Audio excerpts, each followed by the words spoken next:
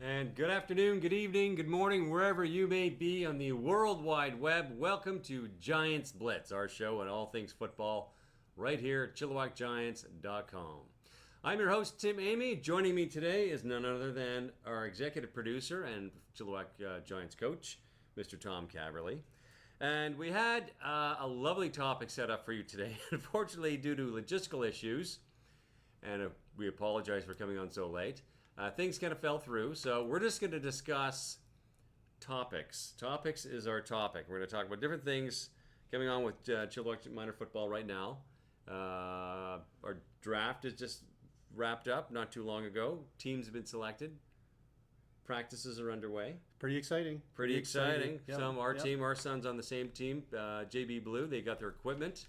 With our first equipment practice on yesterday. And those poor kids in that 30-degree weather. It was hot. Yeah. So, oof. But they're troopers. And I'll tell you right now, even though we're just starting, they're starting to gel together as a team, and it's looking pretty exciting that way too. Really? Yeah. Okay. I'm not on the coaching staff, so I only watch from the sidelines and I gossip with parents. If we keep doing what we're doing, we're going to have a lot of fun this year. That's good. Yeah. No promises, but it's about the kids. So as long as they're having fun. Yeah. So fun is it. If you stop having fun, you lose your organization. Yeah. Bingo. Okay, so there's some exciting things coming up with Chilliwack minor football, and we're putting a new angle or a new system to something that every person probably in Chilliwack is familiar with, and that's our raffle. So used to be we had 2 books of paper tickets, 10 tickets per book, and everyone was required to sell a minimum 2 books, $20 a ticket, and we raised the money for Chilliwack minor football. This year, Mr. Tom Caverly, we're going into the future. Yes, the future. Yes. And we're talking about it tonight because at this point, things are still developing with respect to our raffle. We want to go online with it to make it easier for everybody. And one of the things to keep in mind is that there's going to be some hiccups, some bumps along the way. So we just ask that as we kind of unfold this new system, that everybody be patient. We want to hear your feedback, how it's working for you for sure. And if there is an issue, the people that have helped us with the raffle, the developers, they've been more than happy to iron out those bugs right away. And we anticipate that same thing is going to happen. So if you're online purchasing a ticket and you run into a problem, don't worry about it. Within a short period of time, it's going to be worked out. And I'll tell you right now, I've sent the way it's going to work is you're just going to send a link to someone. And I've sent a couple of links, and it makes it a lot easier to sell the tickets. So, can you explain roughly how we're doing it? I haven't actually had a chance to look at it myself. But go ahead. Each and every, I'll just call it football home, is going to have their own special link that's going to track their ticket sales. And that link can either be shared via Facebook, text, email, whichever.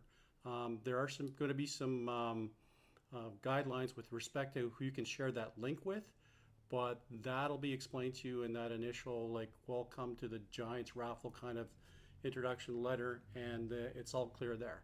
If there's any questions about that, there's an email that you can send the questions to, and again, we'll respond to it right away. So I mean, really, at the end of the day, we're all in this together. We're trying something new, so it's going to be kind of exciting. And I will say this: if you're not tech savvy, don't worry about it because we can go back the paper way too. But I really would encourage everybody to use the online because it's so much easier. It really is. And the nice thing is, you have your cell phone and you go door to door with your cell phone and you knock on your neighbor's door. Hey, I'm selling the raffle tickets, doing it online. Okay, hang on, bring up the link, punch in all the information, get their credit card number.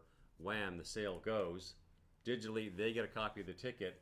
We get the money right away. Yeah. And then what happens is what we're doing. The real reason we're doing this is that you sell your tickets and it's attached to your name. So you sell your 20 tickets or your 50 tickets or 100 tickets, how many you sell, and we build up our database. And then next year, the raffle starts, push a button, wham, the message goes out to all those previous ticket buyers automatically. Automatically. Yep. So it saves you. This year it's a little bit of legwork. We build up the database for next year, and it's just going to be whammo. And we're also going online with our 50-50 draw. Yeah, and that's one of the things that you have a choice. You have a choice of either purchasing a $20 ticket for the 50K raffle. At the same time, you can purchase a progressive 50/50. And the draws for both are going to be on the same date in October. And all I have to say is, stay tuned. Details unfolding, right? All right.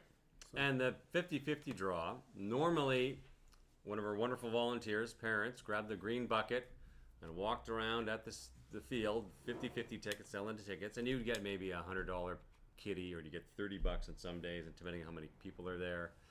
This way, it's just cum. So you buy your 50/50 ticket, and we just build it every single game, every week, every day for the season. So there's a much bigger jackpot at the end of the year. So there's that 50/50 draw, but the anticipation is, and of course, again, as that unfolds, some of the logistics, we still anticipate that you're going to see that 50/50 during, let's say, that Friday Night Lights game, and even possibly be able to go online if you're at home. Let's say while you're watching, let's say your grandson, granddaughter play football, to be involved in that 50/50 draw as well. That's right. You can go across Canada. Okay, now, Canada Day was last weekend, and we had the helmet set up down at the festivities at Townsend, and I believe you were there. I was there. It was great. Oh, I was there for a short period of time, and it was great. Amanda was out there giving tattoos to the kids, and there was a little skill competition.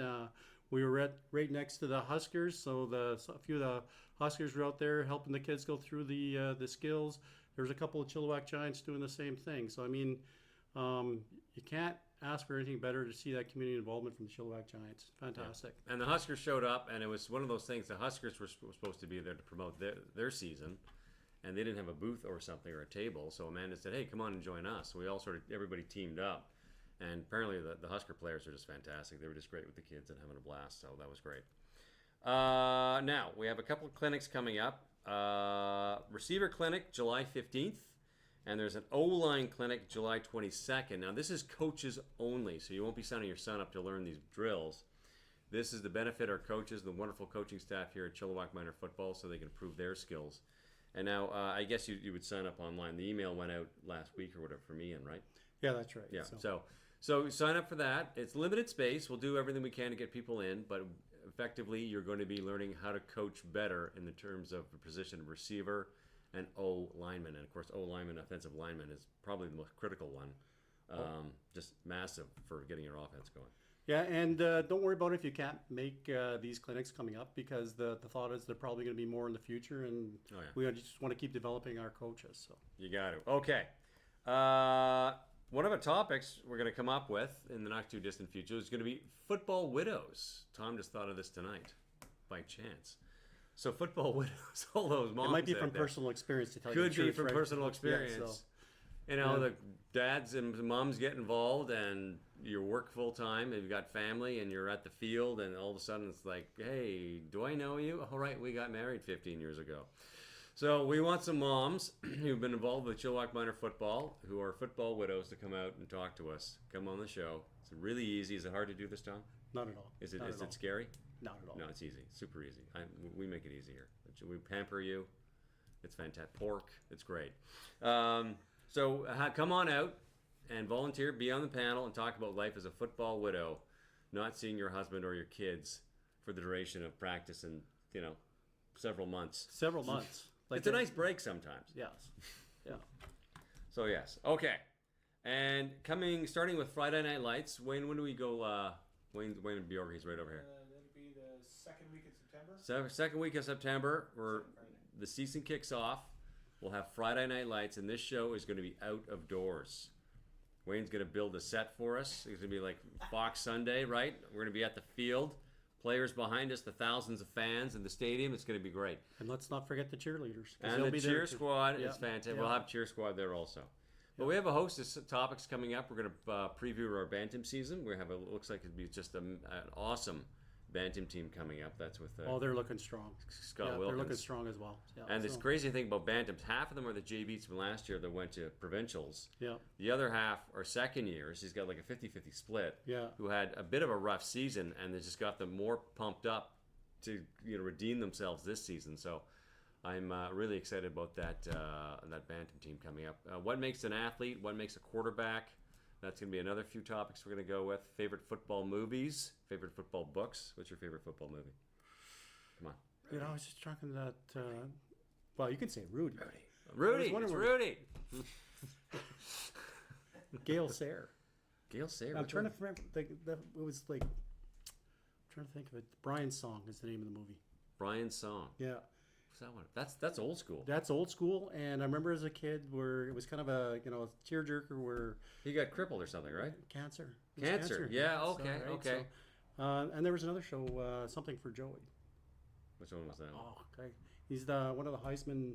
It was the same time thing, but it was his little brother that had cancer, and that was his motivation to go on and keep doing better. It was Something for Joey. Something for Joey. Gotcha. Yeah. And he ended up winning the Heisman. Just nice. because of his efforts, right? So sweet. Yeah. That's awesome.